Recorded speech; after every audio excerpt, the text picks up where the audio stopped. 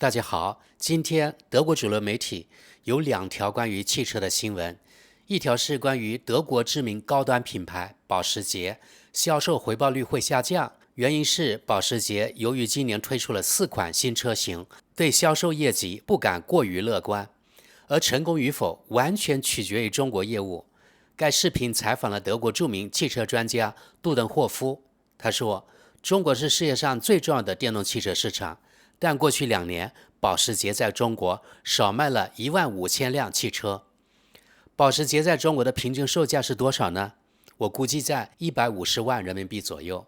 15000辆的销售业绩，那就大概等于225亿元人民币，折合30亿欧元。这对保时捷来说，等于损失了一大笔销售业绩。2023年，保时捷的总营业额为405亿欧元，毛利为73亿欧元。总体来说还是相当不错的，但其中国业务却下滑，主要是它的电动汽车款式跟不上。Ich glaube, bei Porsche kommt es sehr stark auf das China-Geschäft drauf an. Die Technik läuft gut, aber man muss schauen, wie die Elektroautos gehen, und da ist China der große Markt, der wichtig ist. Porsche hat in den letzten 2 Jahren 15.000 Fahrzeuge in China verloren. Und genau China ist der Markt für Premium- und für Luxusfahrzeuge und der Markt für Elektrofahrzeuge. Also Porsche muss sich in China weiter viel Mühe geben und das Geschäft wieder im Turnaround nach oben drehen. China ist wichtig. 我们再看另一则《时代报》的报道，小米首款电动汽车将于3月28日上市。小米这个品牌的辨识度在德国非常高，主要因为它各种款式的价格亲民的手机以及一些小家电。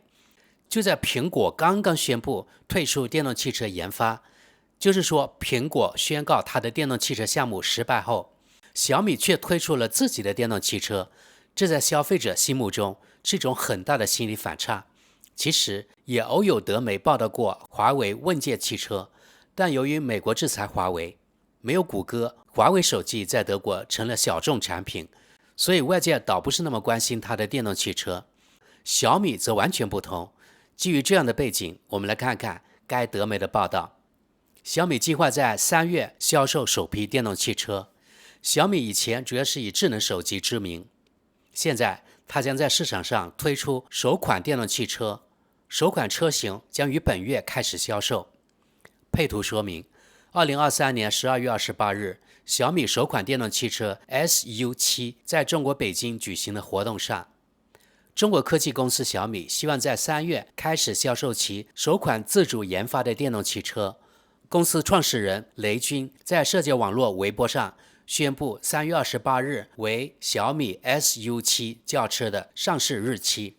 随后，小米股价在香港证券交易所大幅上涨。中国制造商小米主要以生产智能手机和其他电器产品而知名。3年前，该公司开始研发自己的电动汽车，并宣布打算将其投放市场。去年12月，与中国汽车制造商北汽集团联合生产的 SU7 正式亮相。争夺市场份额，中国是全球最重要的电动汽车市场。中国制造商比亚迪和美国公司特斯拉正在争夺市场份额。此外，近年来还出现了许多新的中国电动汽车品牌。其中许多公司为保持业务，在汽车上提供高折扣。相比之下，手机制造商苹果公司在经过数年开发后，最近停止了自己电动汽车的研发工作。长期以来，德国汽车制造商主要依靠燃油车在中国市场取得了成功，但也因此受到了更大的压力。中国制造商的电动汽车不仅在国内市场上抢占了他们的市场份额，一些中国公司已经开始进军欧洲和其他国外市场。好，朋友们，最后我们来看看网友们的评论，按时间先后来翻译。第一条评论，还是可行的。就在几个月前，德国的汽车爱国者还认为电动汽车不过是4个轮子上的电池。下一条评论，中国领导层太肮脏了，我肯定不会买中国车。下一条评论，我们可以看到很多网友跟帖，比如说这位，您如何看待特朗普的朋友马斯克先生？下一条评论，更多网友跟帖说，据我所知，小米不是一家国有企业。下一条评论，您还抵制哪些中国产品？下一条评论，没错，伊拉克、利比亚、叙利亚、阿富汗和越南在死了600万人之后，今天这些国家还脚步蹒跚，我照样买苹果手机和特斯拉电动车。下一条评论，买车要花一大笔钱，我无法忍受中国领导层的咄咄逼人。台湾、香港、西藏、维吾尔族无休止的战争叫嚣，也是屠夫普京的朋友。下一条评论，笑死人，你说的这些都不是真的，尤其是所谓的战争叫嚣。你给我数数中国在过去30年或40年里参与的战争吧。下一条评论，另一位网友也怼这位网友，他说，那就数一数吧。首先，在你提到台湾之前，先谷歌一下一个中国政策。这就提出了一个问题，美国有什么正当理由再次进行干涉？关于工业间谍，当然存在过一段时间，日本也一样。然而，当年德国公司希望进入中国市场时，他们的条件是与中国公司分享他们的技术。不幸的是，这种做法被德国公司接受了。现在这已经没有必要了。在44项未来重要技术中，中国以37项位居第一。中国支持过多少国家的政权更迭？中国攻击过多少国家？你说的中国领导层太肮脏，一言难尽。我能想到的是，有些国家更脏。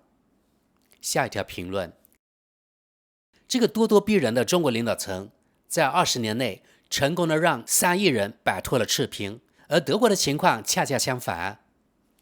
下一条评论，朋友们，这位看到那么多人怼他，于是他抛出这么一句，不想在这里和中国网军费口舌了。朋友们，这就是有些对中国怀有敌意的观点，给别人扣帽子，把站出来帮中国说公道话的人，你看扣帽子成中国网军，他争论不过，然后就耍赖。我们再往下看，哇，设计真酷，电动汽车不必是笨重的大块头。下一条评论，中国的电动汽车更便宜，但根据英国汽车杂志的一篇文章，欧洲能及时提供的零配件太少了，我也不知道谁负责事故维修。下一条评论，中国似乎正在慢慢确立自己在电动汽车领域的竞争力。我希望实惠、小型、经济的中国汽车在欧洲市场不会遇到太多障碍，毕竟这也会给欧洲市场带来活力。下一条评论，从消费者的角度来看，电动车的价格必须下降。如果中国给德国市场带来压力，那将是一件好事。从经济政策的角度来看，欧盟必须确保自己不被利用。下一条评论，图片中的 SU7 照片和颜色均不理想，在德国肯定不会成功。这款车长径5米，属于奥迪 A6 尺寸级别，价格也与之相当。在德国，你不可能以一个无名小卒的身份进入高端市场，与奥迪、宝马、奔驰和保时捷一较高下。过去几十年来，丰田、日产和现代、起亚、雷克萨斯等等高端品牌已经痛苦地认识到了这一点。最近，蔚来和高和此类中国无名小卒试图进入德国本土高端市场，并以6万到12万欧元的价格销售汽车，但却完全碰壁。他们在中国完全可以与奥迪、宝马、奔驰等品牌竞争，因此认为可能在德国也会如此。由于缺乏研究，再加上傲慢和无知，他们惨遭失败。小米 SU7 可能在其他欧洲市场取得成功。综上所述，当小米进入汽车行业时，我们一般都应该非常认真地对待。10年间，他们已经成为竞争残酷的智能手机市场的全球第3，不只是在中国市场，他们在欧洲市场份额为 22%， 仅落后苹果公司2个百分点，苹果市占比为 24%， 小米的做法总体上是正确的。下一条评论，华为销售汽车已有2年之久，其他制造商也是如此，例如，在市中心的购物中心里，我随处都能看到华为的身影，可以看，也可以坐进去，甚至还能预约试驾。下一条评论，我有一台小米电视，还不错。下一条评论，小米做到了 Tim 库克的苹果公司没能做到的事，祝贺小米。下一条评论，这是数十年外包和向中国转移技术的直接结果。不幸的是，中期利润的诱惑总是胜过长远考虑。下一条评论，我最近的2部智能手机都来自小米，性价比无与伦比。下一条评论，电动汽车在中国的发展是顺理成章的。中国拥有所有的原材料，人口众多的城市也有这方面的需求。事实上，在中国城市中，电动摩托车的比例是100%，而且数量很多，电动汽车的比例约为50%。在市区外，比例要低得多，空气质量比以前好得多，因此效果显著。庞大的市场自然吸引了众多汽车制造商，而且许多车辆看起来都不错。我只对汽车的糖果色持保留意见。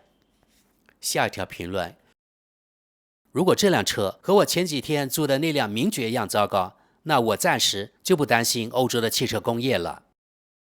下一条评论，无论如何，小米的手机很不错，而且他们的家居产品在各种物联方面也有很多经验。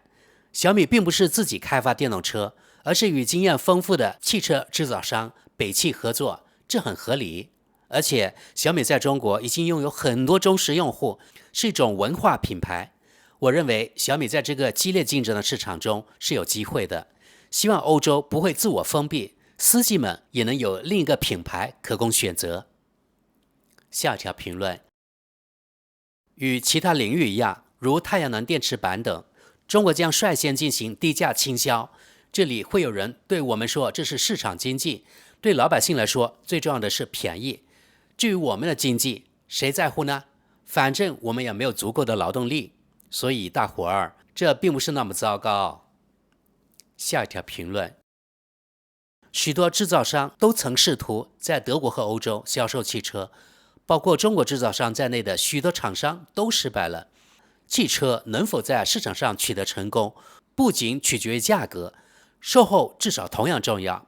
保值率、服务密度和质量、备件供应、维修选择、转售、接受度、品牌形象、保险等级等因素决定着成败。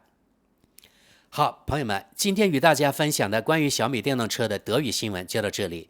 在结束今天的节目前，我想提一下，大概3年前吧，德语媒体报道过柳州50的微型电动车，也就是 Mini EV， 通过一家立陶宛公司要在欧洲推出50 Mini 电动车的消息，而且还说售价可能在1万欧元左右。